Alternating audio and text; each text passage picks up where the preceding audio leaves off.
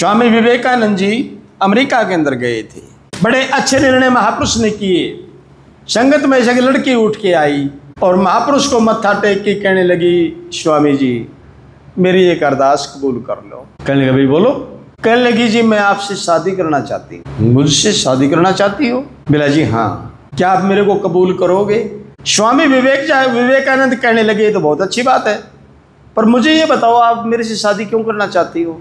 कहने लगी जी मैं ये चाहती हूँ कि मेरे गर्भ से आप जैसा बुद्धिमान बच्चा पैदा होना चाहिए और वो आपसे ही प्राप्त हो सकता है। स्वामी विवेकानंद जी कहने लगे कि ये तो बहुत अच्छी बात है, तो ये तो सिद्ध होगा तुम मेरी बुद्धि से प्रेम करती हो।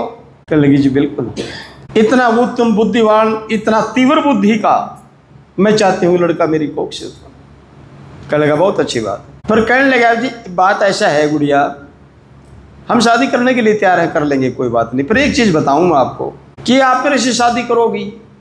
बोला जी हाँ। तो साल 2 साल में कोई बच्चा होगा? साल 2 साल का टाइम तो यूँ गया। बोला जी हाँ। और बोला फिर ये भी कोई गारंटी नहीं कि लड़की होगी कि लड़का होगा? बोला जी ये तो है।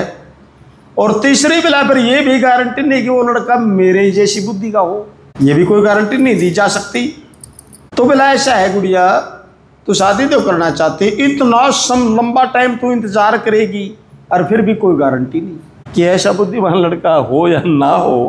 बोला एक काम कर ले, ये 1 मिनट में ये भी फैसला हो जाएगा। बोला जी बोलो। बोला तू मैंने बेटा मान ले, तन्ने बुद्धिमान बेटा मिल जाएगा और मन ने तेरे जैसी माँ मिल जाएगी, ये तो ज़्यादा टाइम इंतजार करने की जरूरत ही नहीं। तो ये है वो ब्रह्म ज्ञान, यूं बकण का नहीं है। तो जिनकी बुद्धि के अंदर महापुरुषों ने वो अनुभव डाल दिए ना, वो हर कसौटी को लांघ जाते हैं और तरीके से निबेड़ते हैं। इसका नाम वो ज्ञान की कसौटी है।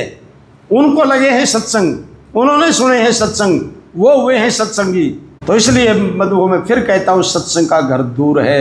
अगर इस मैदान में खेल सकते हो तो सीधे होकर के खेलो और नहीं तो छोड़ जाओ मैदान को, दिखा जाओ।